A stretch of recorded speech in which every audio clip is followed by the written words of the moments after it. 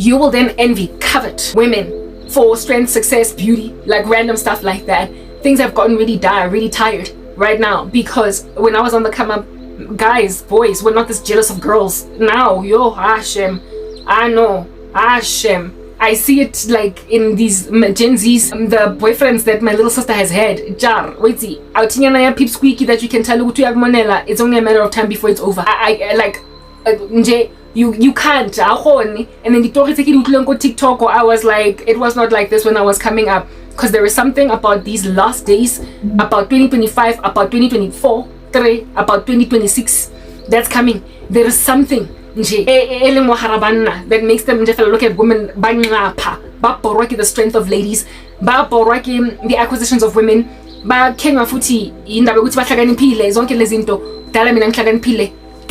okay, I've been smart all my life, and yet never did I ever get this level of envy of my intelligence by guys in my school, guys that I went to varsity with. It's a beast. It's got fur and peach fuzz, and it is bubbling foam at its mouth like a drug, like a junkie that has just overdosed. That is what's going on. And as a result of this covetousness, women are kept in a bunch, brittled in relationships by crazy boyfriends, etc. So mina monologue of me, it's just like, it's the times. And why would men envy me? Why would men covet me? I would share, I would take in. It is an effeminate spirit that has, like I said, it's gotten inside men, that's made them pretty much be like girls competing with women. And it has been brought on board a lot of times by involvement in the occult, right? Where it is that men are made to experiment with same-sex relationships. Not only that, as a result of their beefing with women and the logger-headedness that they're in right now with women, in all the misogyny that is being spurred up, right? That is a spiritual cancer. It is the culminating result of the curse on Adam. I already spoke that in my videos, where it is that he will try to rule Eve and evil by any means necessary, desire his love. And so the result will just be these logger-headed men withholding love from women, women trying to take over their authority, women being upset that men are not loving them and then taking it out on each other, and then the rise of lesbian, little gay, men being frustrated by women, feeling as if, though, because you won't give me love, I'm gonna go and find my own strength so I don't have to lean on you to provide. When then the women go out of their way to find their own provision, these men then feeling that a piece of them has been taken away, and they feel emasculated, and their reaction to emasculation is by clubbing with each other in their brawn, their strength, physically, to essentially be low-key violent against women. They use their physical brawn against women, the brawn of which is manifest not only in, like I said, physical brawn, but in girth, material girth, money.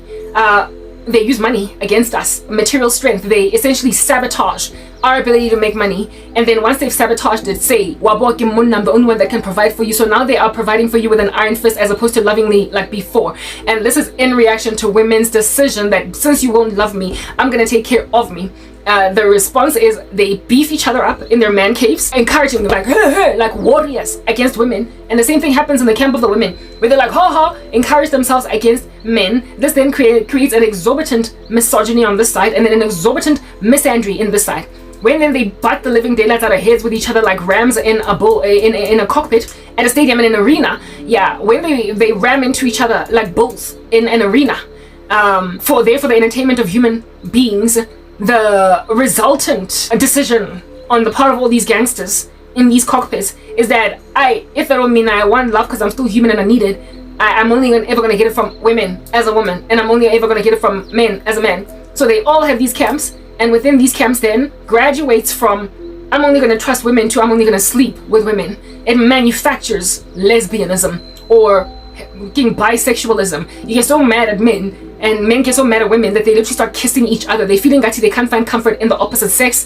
They can't find companionship. And seeing as we're made for companionship, man, it is not good for man to be alone. God makes Eve for Adam. When Adam is alone, he must find a helper. Do you understand what I'm saying? Because it's not good for an individual to be alone. So if at all you need a helper, and that void is always going to be there as a human being, you're then going to search for it anywhere. And seeing as you can't now find it anymore in women as men, and seeing as you can't find it anymore in men as women, then they figure, let's just kiss each other. Therefore, the occult these days is just beefing up, popping like popcorn in a pan, a whole bunch of freaking like bisexuals or like gays, like people that are just queer. They're just experimenting with all different kinds of weird dysphorias. And this here insistence upon creating just an unacceptable masculinity in women and an unacceptable femininity in men, then produces on this side, which is what I'm talking about, effeminate men that thoroughly go out of their way to weaken women so they can display that they're strong. And in being so effeminate, therefore, when a woman walks in any kind of strength, like intellectual, like financial, like, they will envy her. This Juzana type said something. Yeah. So when then you're coveted by men, when you're envied by men like that, and it's just like an issue in the 21st century, where in 2025, and it's in increasing measure, honey, understand, we are going home. We are leaving, right? The world must end. The rapture is here. This is only going to wax worse. God does say that the last days are going to be like Sodom, and this is how Sodom gets manufactured. Men and women culminating in their curses, respectively, because they won't embrace the second Adam. And when then this curse reaches the nth degree of itself, sin, when it is fully grown, brings about what? Death. Death, right? Sodom, at the height of its insanity and its incendiary activity against God, did what? Died. It was finally burnt to a fine crisp, do you understand? Being pulverized thereafter with the ashes being made. A face mask, right? Activated charcoal after removing all of your toxins on the skin. You could use the soot of Sodom as activated charcoal all up in your skincare routine. After removing all different kinds of grime from within. That's what you get reduced to activated charcoal, because you are a carbon compound, a microorganism. Not macro, sorry, multicellular organism that is a human being. You just get reduced to char, to activated charcoal. That's what you end up as, because you culminated to the nth degree of yourself in that sodomic sin. Sin, when it is fully grown, brings about death. Look at this chick at YouTube. She is a half lesbian. Well, let's just call it bisexual, whatever. She didn't start out that way, just like Latoya Machene. She was totally straight some time ago. Now, okrom. Why? Because of her involvement in the occult. And she also despises men like no man's business. Yes, she keeps sleeping with them, enough to partake in an orgy with a whole bunch of them and then come out pregnant on the other side, the orgy of which happened in a satanic ritual. And because of the fact that she's got some medical issue, she does not want. And I won't say what that medical issue is, because we are sisters, we are in broad daylight in public. Because of her medical issue, we are Saba Oguti, if she terminates the pregnancy, it is not on moral grounds. I did make mention of this. She will never be able to have a baby again, not with any level of reasonableness. And so she is keeping the baby, because she keeps partaking in wild orgies in the occult, and they are unprotected. And these orgies, from antibiotics, some strange STDs. She now came out pregnant on the other side. And that's why she's exhausted, she's tired, she just wants to be a mom. She understands she's going to be a single mom, because how does she even begin to interrogate baby daddy? Are they all going to take a paternity test, the ones with whom she had an orgy? Of course not, right? That's what's going on.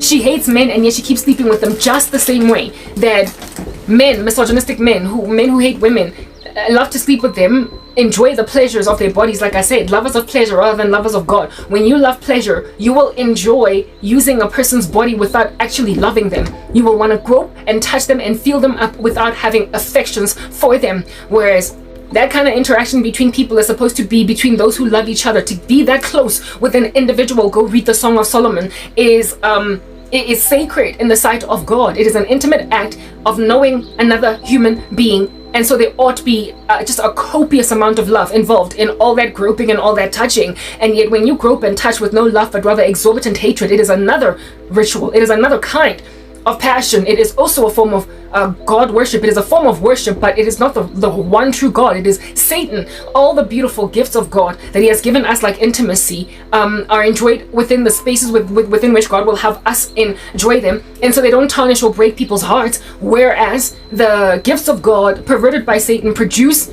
intimacy between people who are not married, and even then in settings of debauchery, like orgies. And then you come out on that side literally loathing, instead of being more passionate in adorations for the person with whom you just had sex. Like you just slept with somebody, you ought really deeply love them. If it's your husband, that's what would happen. It would draw you closer to him.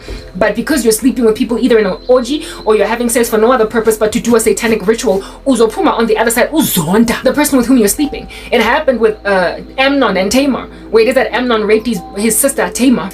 He loved her like no man's business. He had a big fat crush on his half sibling, And back in the day, you could marry your half sister, so he could have asked for a hand in marriage type of. Well, still people are doing that today, where they're marrying each other to cousins and whatnot. Well, not in my life, not in my culture. Like, I don't want no cousin. But yeah, in the Indian community, there's plenty of cousins being married off to each other. There are still communities in this world that are, you know, 1 degree of separation is enough for them to be marriable. I can never get it, but let it happen. It happens in the Bible. For me, it's too close for comfort. For me, it's giving incest, but you know, it happened in the scripture. So Amnon was in a perfectly viable position to ask for his sister's hand in marriage. Even Sarah was Abraham's half sibling. Do you understand? Yeah. So he could have done the right thing. He could have gone via the right route, Amnon. Do you understand? And just sought his dad's face, David, for his dad's daughter, Tamar. And this would have been arranged, a whole marriage, and then there goes into the sunset, Amnon and Tamar in a marriage. Absalom would not therefore have been upset at David for not adequately dealing with Amnon, with Tamar and Amnon, because then his sister would have been legally taken by his half brother. It would have been nothing at all. It would have been like, oh, okay, so you like my sister, whatever, you've married her and made an honest woman out of her. Instead, he robbed her of her virtue. He raped her. He therefore made her a ruined woman, because back in the day when you had sex before marriage, you were a ruined woman. All you can do now is be a prostitute in a brothel or a spinster for life, because ain't no man be out marrying a woman that's not a virgin, right? Unless, of course, she was widowed. That's the only way in which a non-virgin can be taken over. Ruth was not a virgin because she was first married to her first husband, the first husband of which passed away, and then she got married to Boaz. There were like all these restrictions, right? And Amnon made out of Tamar a ruined woman who then had to be left to live a life of a spinster for the rest of her days. This severely angered Absalom, and that's why the sword in David's household, making like fiery darts, shoo, shoo, shoo, just kept on coming. But the fact that Amnon went into Tamar without permission, without the right way, without waiting, without patience, without long suffering, without asking for permission, without paying ilobola, without, yeah, that is what made him hate her. It is the very thing that made him hate her. Because if he had gone about it the right way with this big fat chunky crush that he had on his sister, he would have been awarded a wife. And arranged marriages back in the day, even though the woman has no feelings for you, the dude be taking her anyway, and the woman being content with it. And so he would have continued to love and dote over her, and who knows, over time she might have grown to love him. Yeah, it would have come out around on the other side. But when you take a matabla and hop over a fence and do a strange thing, right, making like a bandit, yeah, you're gonna loathe the person that you took stuff from, because you are out of God's will. And that hatred that was inside Amnon, it is written in God's word that Amnon, after raping Tamar, hated her more than he loved her at first. Yeah, well, when you have sex in spaces, you are going to loathe your sex partners. You're going to hate them, and the hatred is going to be just a searing red, a seething red. It's going to be orange. It's going to be burning like amber. And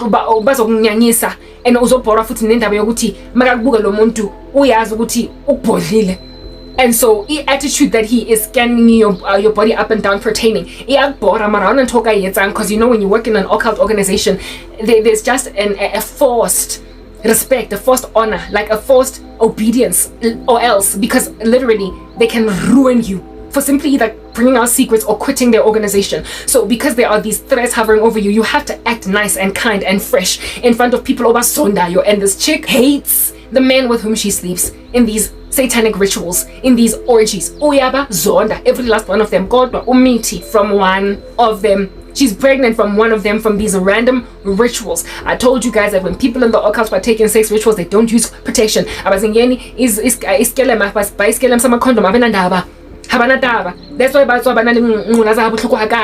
they keep exchanging bodily fluids. I don't know why they don't believe in STDs. I literally have no clue. So the chick went and fell pregnant, and upon falling pregnant, because of the fact that Ufilangati, she'll never be able to have a child again, she wants to keep the kid, right? Like I said, it's not on a moral purpose. It's not because she's just righteous. South Africa allows for abortion. This chick would have, if at all she had a clean bill of health, aborted the baby. This is the last time that she will ever be able to have a child.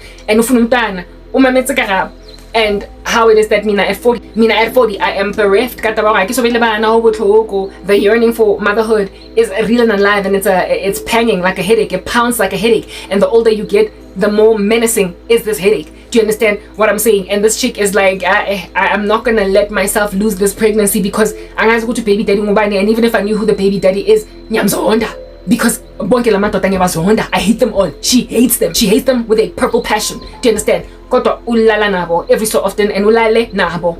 and in one instance in one sitting, all in the interest of amassing for oneself wealth and doing strange things, right? They get taken over in a trance-like state in these satanic rituals with like incubus and succubus spirits until they can't think rationally, to a point where women that were relatively decent girls and men that were relatively decent guys allow themselves to partake in orgies, allow themselves, like people that would never have done that before, do it literally enchanted, like they are just taken by a trance, like a spiritual climate in this room with this the satanic ritual happening. They just get so taken aback by a dizzy spell that they come out of there having had like a wild orgy and have severe regrets, can't even look in the eye of the people with whom they did this with, loathe them because it wasn't within God's confines, the sex that they had, and however still have to deal with them.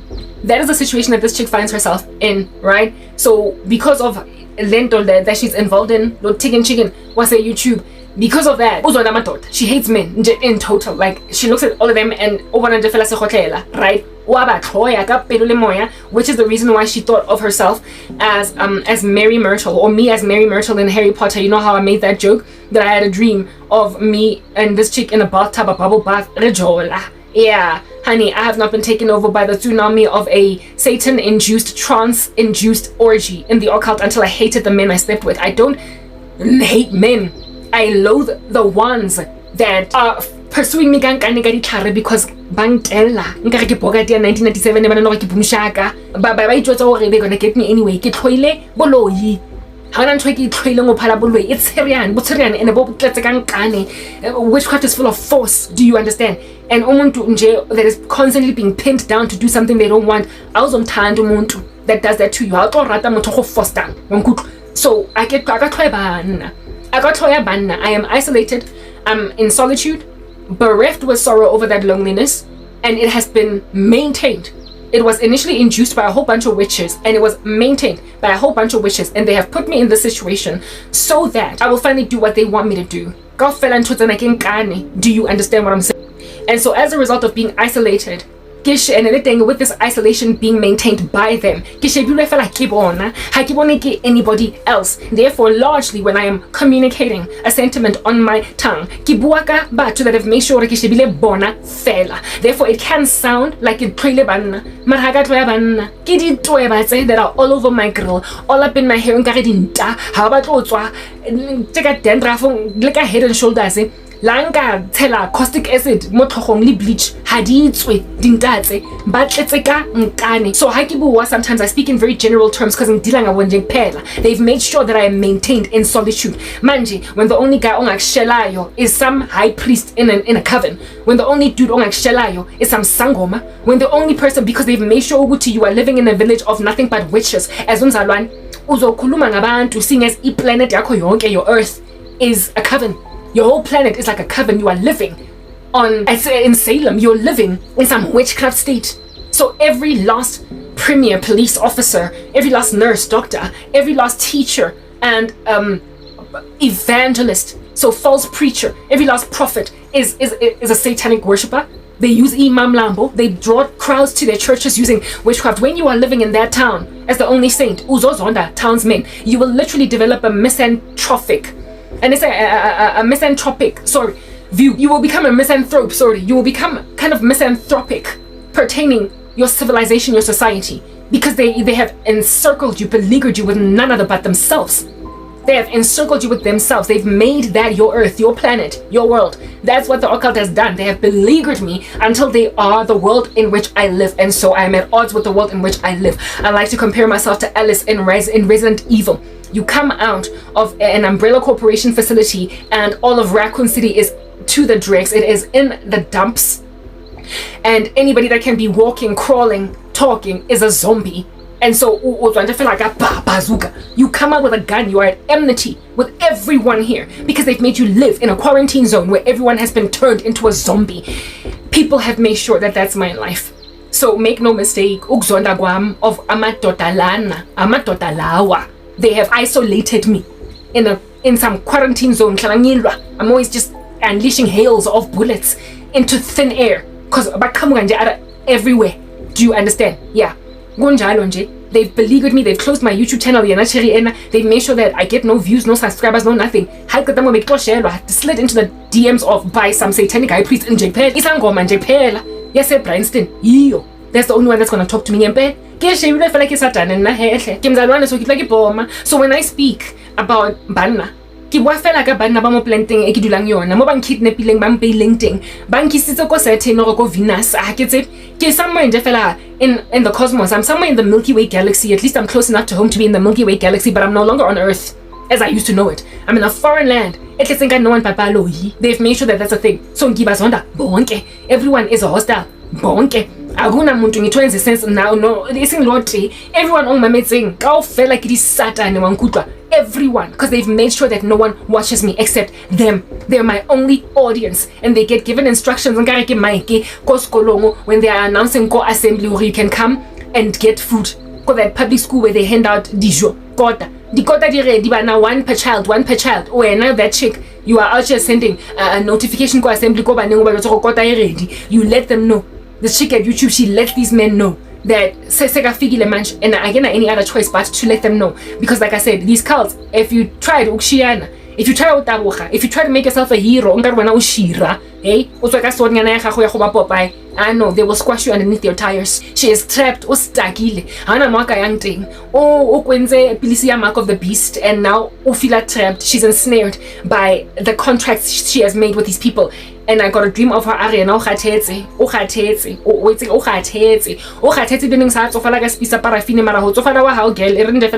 out there. Thanks to your curses on my face. Well, that's why so to keep that pregnancy. And make sure healthy and try and raise her in the admonition of the Lord without a baby daddy. Or you could experiment with paternity tests across how many men did you sleep with in that orgy. Yeah, type set up thing. Mara how of these men versus my hatred of them. Very two different types of hatred. All hatred is equal, but some hatred is more equal than others. It's written in God's word that if anybody does not hate, listen, mother, brother, sister, occult high priest that's trying to marry you, yeah, they cannot enter the kingdom of God. There was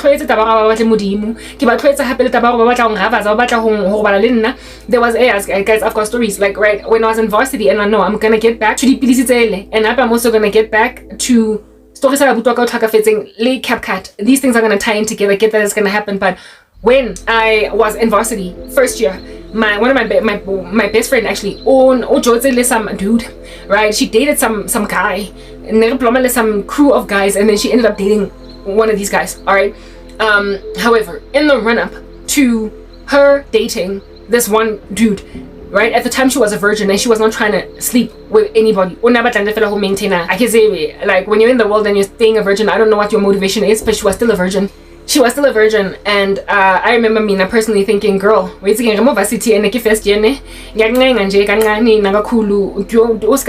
let yourself get taken over by the tsunami. Don't be naive. Precisely because these guys, these boys, these varsity dudes, precisely because you're a virgin, they are going to make you a mission, Langudra. So do not just take the long tall stories of some idiot on campus. And indeed, two dudes on campus were literally gunning, like they were gunning with like these guns blazing, releasing hails of bullets from their guns for her virginity. Yeah, they didn't get it. By the grace of God. Naivety, however, she did have a naivety, and I was scared that this was gonna give, right? And the first guy that she dated when we were at Wits, the first dude that we dated, that she dated, when she was at Wits, was this one Okie with whom we used to hang out. And let's say his name was Samama. Alright, let's say Sanele. Okay, let's say his name was Sanele, right? I'm not gonna remember Samama. Alright, Sanele. She dated some dude by the name of Sanele. Of course, this is a fictional name. She dated some dude by the name of Sanele. He was one of the guys with whom we were hanging out, like lunch or whatever, right? Break in between lectures. Yeah, she dated him. However, when she dated him, by the time she dated him, I remember thinking, how are you gonna date a guy that told you this?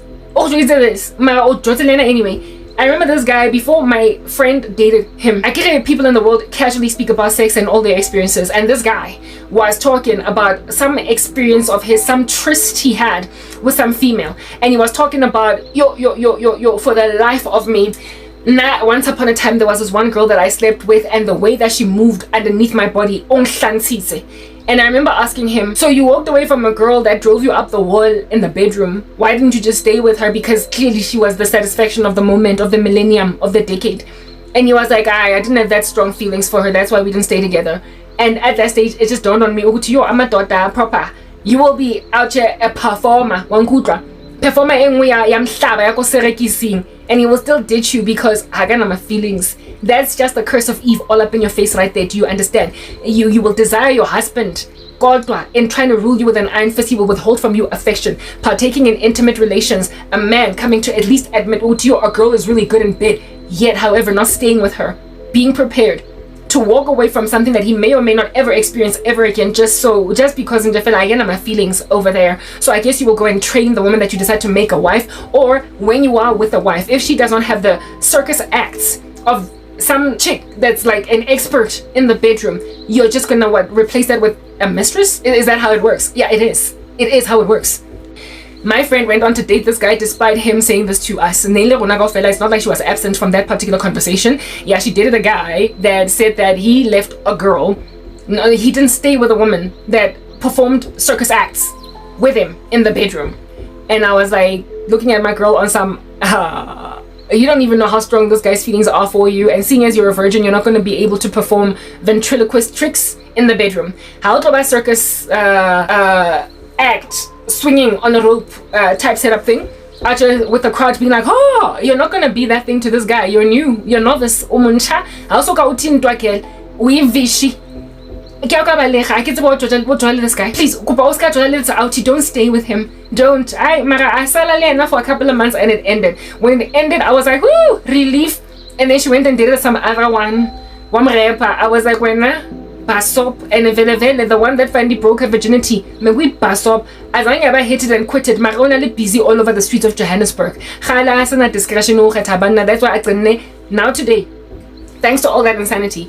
Ovim when Jeffela inja in abantwana bayingaki 20,000 lime kakweni wamchat. Yeah. Basadi bakunabali taki bandanga ba go ba di rabishila nkutwa, but I said that.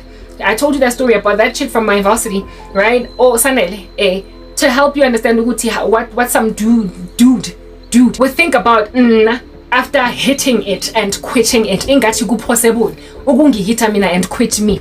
Akari yo ona na di tricks eso, ona etsa nthonyana eso, na ona fofa mo moyeng in the bedroom. Mara ngagcina shy drive by shooting like I'm a boy in the hood. Namshiya nje one. There are plans in the occult.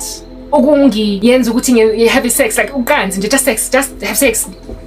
And for me to be a one-night stand, I've had people try to one-night stand me. I've had people try to make an honest woman out of me. Mara after all, I've had people ignoring that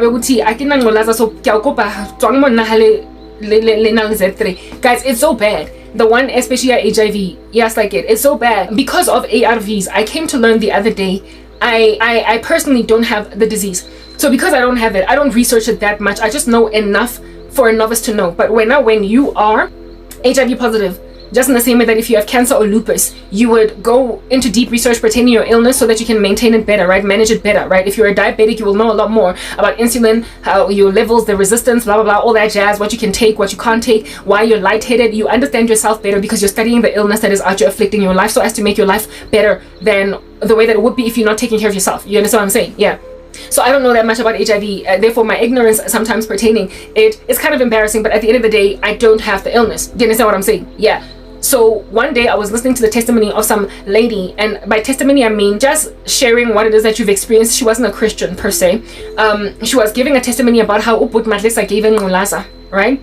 She got HIV from a Bout Madlisa. She was a stripper, and she decided to go and sleep with some dude that came to a strip club without protection. I don't know, like, you're a stripper. You are in that industry where men are just salivating dogs, like groveling. So if you're gonna insist on sleeping with a Bout Madlisa that you met in the strip club, use protection. Nonetheless, she didn't. So she put herself in a position to endure harm's way, right? To endure harm now that she was in that particular way. But this Bout Madlisa guy gave her HIV, right? Her testimony was, my sugar daddy gave me HIV. You can go search for it on YouTube. My sugar daddy gave me HIV. I clicked on it. Why? Because albeit not studying all that much stuff about HIV, because I don't have it, I am pursued by Bana Ngulasa. So that triggered me. It triggered me because I was like, na miguna ma sugar daddy angifunayo afuna ungikhetela amagama. and I went into her video. I watched it. It was about an hour-long testimony where she was being interviewed by another lady, right? So it was the other lady's channel. However, she's got her own channel that is premised around HIV awareness. She's an activist now, stuff like that. Cool. I then came to learn that apparently, allegedly, when you are undetectable, you basically don't show on the rapid test. When you are undetectable, you don't show on the rapid test. The last time I took an HIV test, it was on a rapid test 10 years ago. Well, not 10, more than 10, like 14. Pretty much after my ex and I broke up, that was the last time that I took an HIV test. I haven't had sex ever since, okay? So there was no need type setup thing, unless of course somebody pricked me in the mall with a needle. Otherwise, you know, and I would then on that day be also asymptomatic because I have not brought forth any sort of kind of anything that would evidence that maybe I got it, I could say it because open wound angas. Fine. So the last time I tested, I guess technology was 14 years regressed, like all that long ago. It was like eons, millennia ago. And technology, HIV, not technology, but HIV breakthroughs, medicine, breakthroughs in HIV treatment have ever since then progressed a cool over a decade, right? Yeah, so I don't know much, right? I am ignorant in this fashion, I will highlight that. So ke gopola rapid test, and that was the first ever HIV test I ever took, and the last, where they just be out you pricking your finger, and then you either get 1 line or 2 lines. 2 lines is positive, 1 line is negative. And I came out with the last test that I did was 1 line. Never took a test again. Do you understand what I'm saying? Here in Alaska, I'm now watching this chick on the tube machine. Alright, I'm watching her on the tube machine. Yeah, I know I changed the topic when I came back from the shower. I'm gonna get back to my points because y'all know I can do that, right?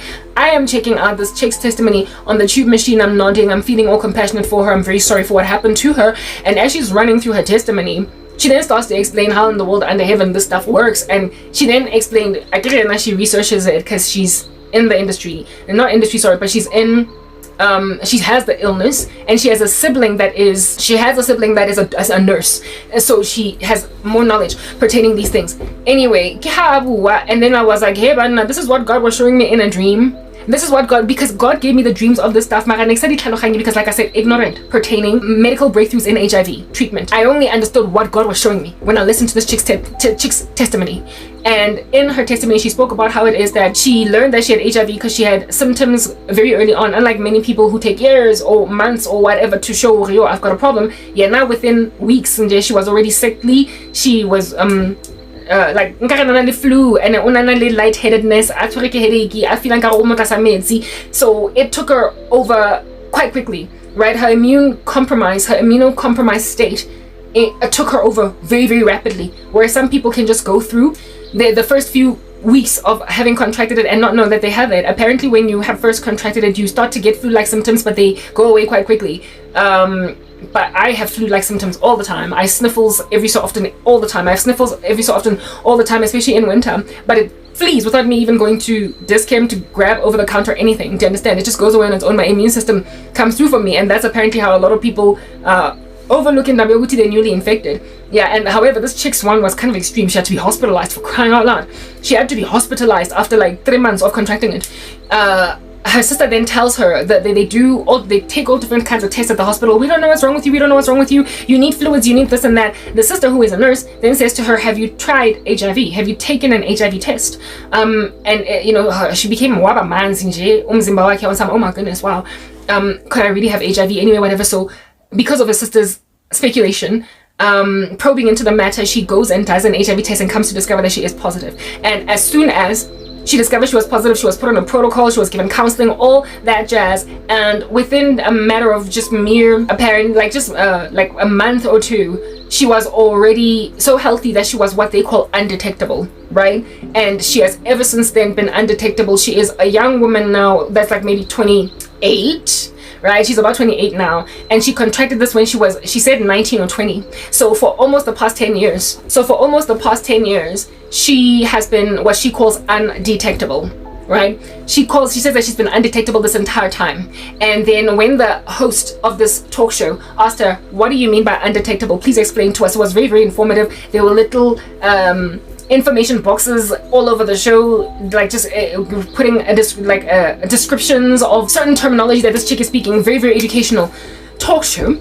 Yeah, and I'm busy reading these little boxes right next to listening to this lady, and upon being asked, what does undetectable mean? She then answers, and I came to learn that undetectable means that literally just what it is.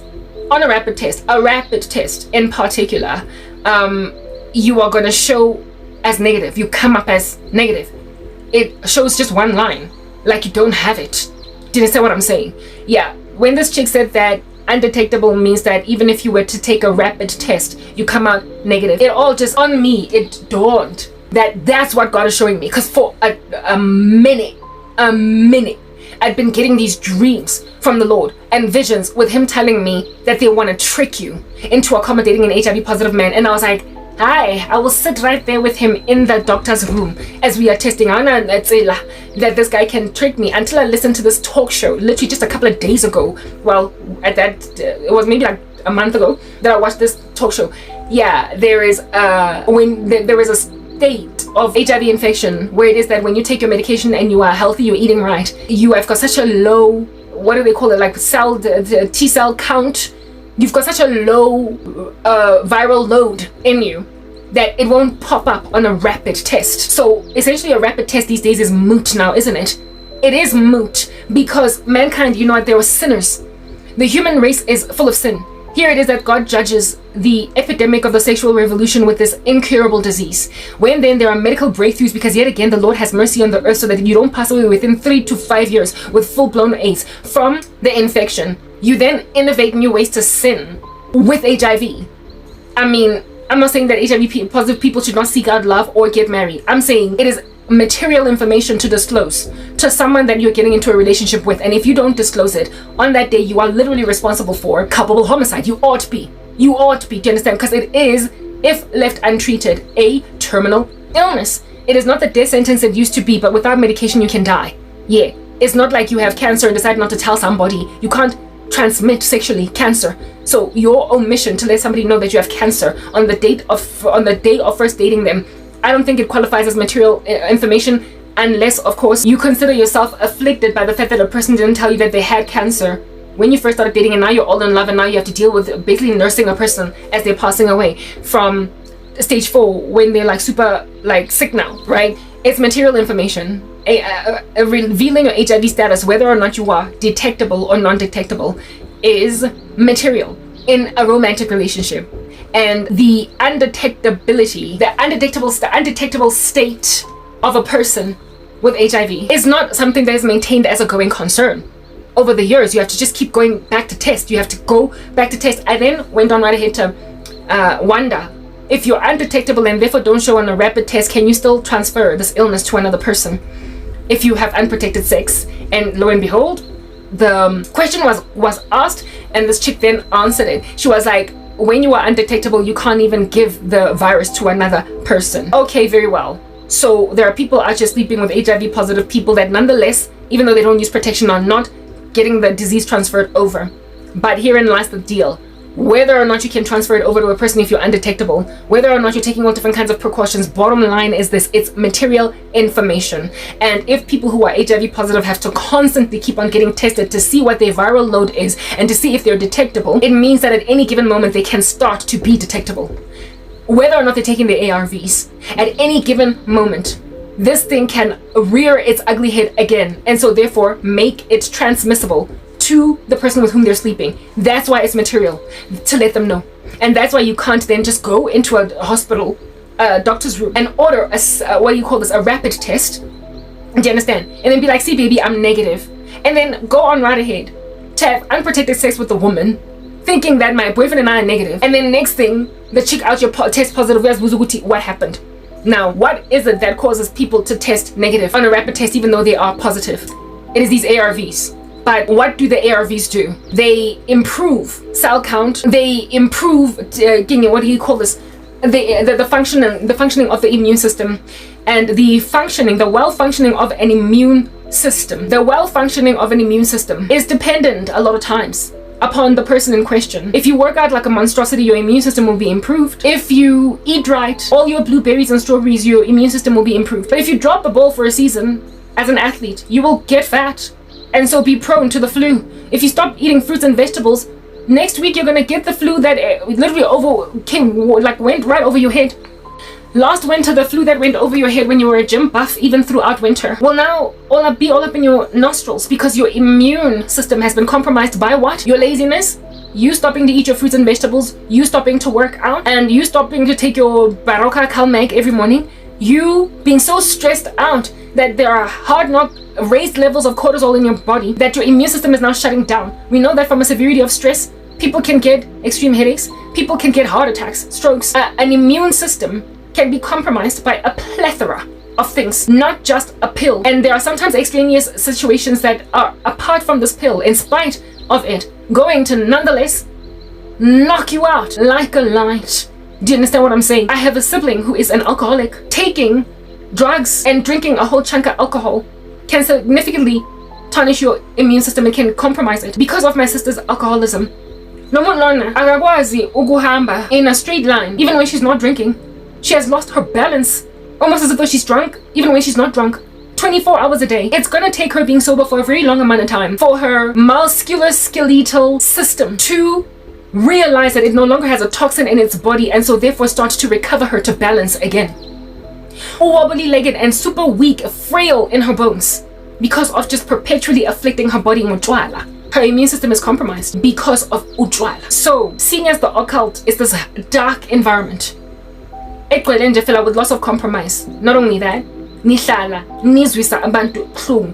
You have to ignore your consciences in order to do some of the things that you do. Therefore, I'm pretty sure you are a band of drunk sailors. You are drunk like skunks all the day long. You take drugs. You snuff lines of cocaine, take ecstasy. You every so often might drop the ball on the gymnasium. You, of course, are also very stressed out all the time. Because why wouldn't you be? If at all you're busy at a satanic ritual and then you have to sit around watching a person fall apart, it might get to you. To cope also with your incendiary activity, like I said, you will then find unhealthy means to deal.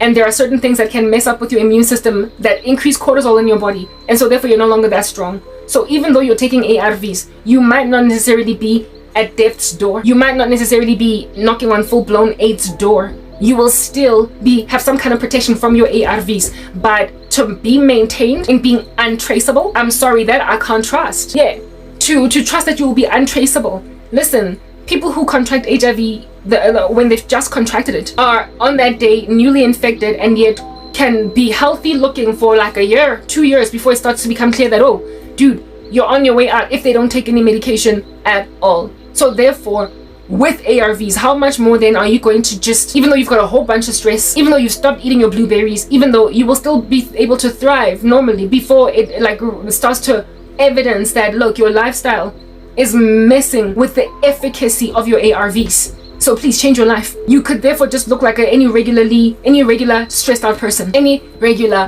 former gym bunny that is now a little bit soft in the muscles. You'll just look like any other person going through any other life issue, but you've got a disease in the body coursing through your veins that you have a vested duty to disclose when you get into a romantic relationship with a person, especially you worldlings that are out here having sex outside of marriage. Do you understand? And yet there is like a whole strategy by people with HIV, and some of whom are in the occult, to literally dupe, deceive people into being with them, saying that I can prove to you that I'm HIV negative. Go and do a rapid test. The rapid test of which will come out negative. And then a person actually feeling like they've got someone with whom they both of them are negative. My question with that is, why don't doctors, when people go and use a rapid test to test for HIV, why don't they give counsel, education, understanding, counselors? Why don't they let people know that you do know that a rapid test is no longer the most reliable way to figure out whether or not a person is HIV positive? Why is this information not going out there? Why are they not letting people know that this is a thing, that you can be HIV positive and yet however undetectable on a rapid test? I feel like it's so important for that knowledge to go out there, for that instruction and education. But in all fairness, I don't go out of my way to study HIV stuff, so maybe there is information, what do you call this? Maybe there is a knowledge, or what is this, awareness being created in this particular regard. But my thing with creating awareness is not so much to come out and be HIV phobic or whatever, but to let you know of people who literally go out of their way to pretend they don't have it, but who could at any given moment be, like I said, detectable, and so give it to you. And you don't know what thing could spark an immune compromise in them that would then make you in harm's way, which is why people who are in relationships with HIV positive people, they have to go on all different kinds of pills and like PrEP and whatnot, right? Because somebody was honest. Somebody said I'm HIV positive, and then the partner who is negative was like, okay, I'm gonna take this, I'm gonna take my share of ARVs, I'm gonna do this, I'm gonna do that, and the other. The Lord showed me the other day that these men, the way that the ones in the occult, he showed me that when they first tested for HIV, the uppermost thoughts that ran in their minds were, what? So I'm not going to be a dad, or I'm not going to prosper to have more children. Those of them that wanted a whole creche of kids, they said to themselves, so which mean I'm not going to be able to easily have abantwana positive or wada. That was the thought going on in their heads. Now with this advancement in HIV technology, if you will, medically, right? They have said, Uguti, how? I can still get it. So listen, this is a man that now has an intention to use his semen to fertilize a woman's egg. The semen of which could or could not infect this woman. If at all his viral load is low enough, she might come out on the other side negative. But nonetheless, he's still trying to create a creche of children with a negative woman, all right? That is then going to carry a baby to term that's going to come out negative. What pride they have now in them is that I'm positive, but I can bring a cornucopia, a creche of children that are negative, healthy kids. I can bring healthy kids into this world, but through who? A woman that doesn't know that you're HIV positive and could in any given moment give them HIV. That's why a chunk of these HIV positive men are looking at me like a viable prospect for a baby mama. Babona and Jefela, a healthy womb of a negative woman that's going to give them negative children when there is a risk that I could contract it, where this man will, however, first do a test to prove to me that he's not negative, that he's not positive. And my thing is, okay, so if at all a rapid test is not reliable anymore to prove if a person is HIV positive, what then is? What is the test that in spite of a person being undetectable will nonetheless confirm that a person has HIV? It must exist. It must exist. And I'm here to counsel women and men alike to insist on it. I'm not going to go and Google it. I am not interested. Do you understand? I will only Google it when look, we're getting raptured. I don't even think that I'm going to be here, but should the Lord award me an opportunity for a husband, because I told you in my former video, this is a fork between Nineveh and Sodom. If it's Sodom, we're going home in the sky. If it's Nineveh, they will repent, and so I will still be able to go out in the future. I will insist, even though my husband claims to have been celibate for 5 years, I will insist on an HIV test. But now I know what to insist on. I know to insist on a test that is done likely through the extraction of blood, not just a mere drop, and likely through laboratory labs. I don't know. There's got to be some other test that can find there's got to be some other test that can find HIV in blood, in spite of it being not detectable. I mean, there was like a whole epidemic back in the day of people donating blood at like blood drives and what have you, and the blood testing negative at the date of donation, but then the people who received their blood out here literally getting HIV because the person was still within the window period. I do not know if at all there's ever since then been technology to advance that has advanced such that now no longer can people donate blood and a patient mistakenly get HIV positive blood that, however, at the time of donation was not detecting because they were yet to be outside of the window period. But when HIV is that minimized in you, or you are in the window period and so therefore undetectable, has technology advanced so as to make that risk be eradicated? I'm pretty sure that they've worked to the nail in their laboratories, these doctors and these pathologists and biochemists. I'm pretty sure that they've worked hard to pretty much come up with a test that is going to detect if at all you have contracted HIV within 24 hours, within 48 hours. So but likely it will involve labs that are done with the literal syringe out your draining blood and taking them through some process that is going to be impossible to overwhelm, impossible to lie. Yeah, Mara, the tricks of mankind up their sleeve in order to satiate the flesh, have their bread buttered on both sides, is astronomical. And even before I found out that it was possible to be undetectable even on a rapid test through the testimony of this chick whose I gave her HIV, I was getting visions, dreams, just a cornucopia of understanding that God was telling me they want to trick you into marrying an HIV positive man. They want to trick you into sleeping with an HIV positive man. So first and foremost, they want me to have sex in jail, just like a loose cannon. Just go and have sex because it is what it is. And I want, in so having this sex, to get favor, like my YouTube channel. What happened to this ring? It's on my finger now. It's gone. Yeah, gain a YouTube channel, gain whatever, and so there are those ambitions, and they're vain and they're mellifluous like my speeches. Dibu and Jeffela got twang. They are gentrified on top of that. They've got a squeeze to them. They've got a punching bag to them. Because yeah, okay, look, there is a ring that just came off and I don't know where it's at. Did it hook on? Yeah, there it is. Found it. Yeah, they're first. The ones that just want me to have sex and just feel like blapa, like blapa. The way that women in the world blapa, just sleep with their bosses to get promotions. Blapa, just sleep with some put matlesa to get iskoto singa cash. There are women that casually treat sex, man, like it's nothing. It doesn't take much. Insofar as there's something in it for me, I'll do it. Whatever. Ambitious. Mumzimba wabo. Babata, there were first the attempts to do that. Or cause me like that. And I'm a woman in Stepford or whatever. In Stepford. Yeah, there were those guys. And then as time progressed, because then there was the blapa of me accepting, embracing Isitembu to be the second wife of a guy that's already made a first wife eat ARVs. So nje siyo chatwa in Isitembu. Kilonyana munna that already has a wife and embrace customary marriages. Stepford wife. Blapa nje, just like that. And then there was the ublapa. Bo gujola nje that even though it's not a hit it and quit it like a drive-by shooting in Gatiki, Boys in the Hood, Ice Cube, they're in, ne? Yeah, even though it wouldn't be a drive-by shooting, go back to jollaring the same way I used to jolla back in the day, where you be out there dating a guy for a year, 2 years, 3 years, and then you ask him when are you gonna marry me. Hakehlanye man, na ke go tlele aka monna. Futhi ngina 40 ke tlabe ke tsang ke jolla ke botsa monna go nyalaneng. Yeah, ukjola gadula nje kanjalo. Of course, within that dollarization and then being sex. Yeah, nje ukanzi, utloftof. The situation pretty much like the relationship I had with my ex. I've graduated, but I guess I'm not primary nitoile. It's that basic. Anyway, whatever. There's that podlapa. Ujola nje raf. Ngendota that's never even gonna marry me. And then, of course, the prerogative, the primary prerogative here being pregnancy. Twense alometa with the guy that I'm going to be jolaring raf for 3 years.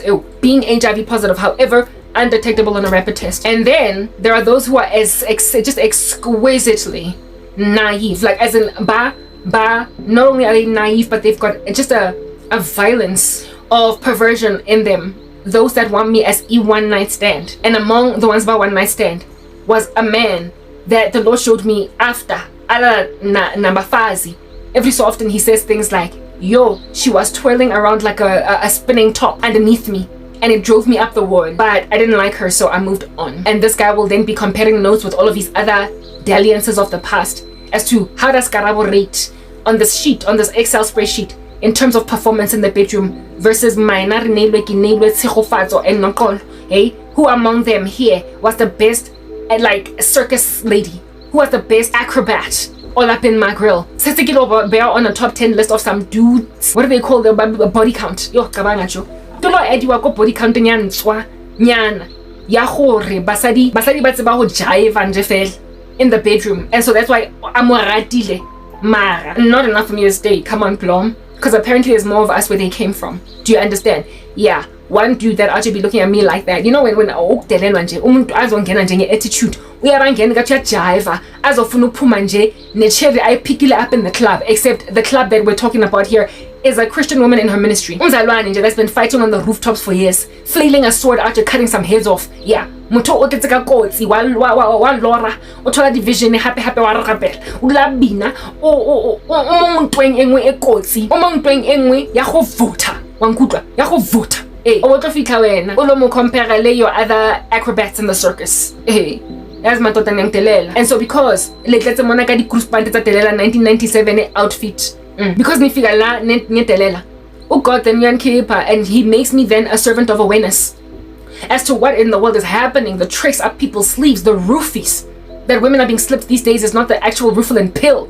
It is in WT. They get taken over by Korobela that makes them think they like a guy when they don't. And then the same guys in order to put them in their bedrooms, because everybody's so worried about HIV these days. By Azuch, a lot of women are like, please do a test first. Now they're out here giving people fake negatives.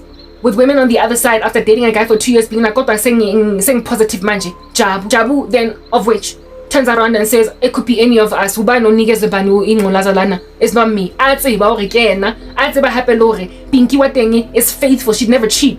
But he is in the position, seeing as he first started out negative, to argue with her and say that you could have given it to me. You could have given it to me. I guess that's how they escape jail, right? That's how they escape a court case coming up against them. for endangering a person's life. Yeah, that's what's happening. God Almighty uzokhipha amabhonga namatswape in through umuntu onemzame ngama same tactics that you zama at other people. The same strategy that you used on other women, the Lord God Almighty will then show me what they tried to do on me. Prior to me even finding out about this situation ngama rapid tests, mengphupha ngayo. Because I was uninformed in this field before. So njengoma kunjena in this space, it is no wonder then abafazi bagcina banzonda kangaka amadoda, and maybe even vice versa. Kuyazondanwa nje litletse ka tlhoriso ga le ratane. And so because batho ba kwatile gore ba na le HIV mara ba testile in the beginning, everybody was negative. Seeing as nje kukwatwe kanjalo wonke umuntu nje fela is like pouncing like a beast with fangs out here, grooving into some skin like a vampire. Seeing as that's what's going on,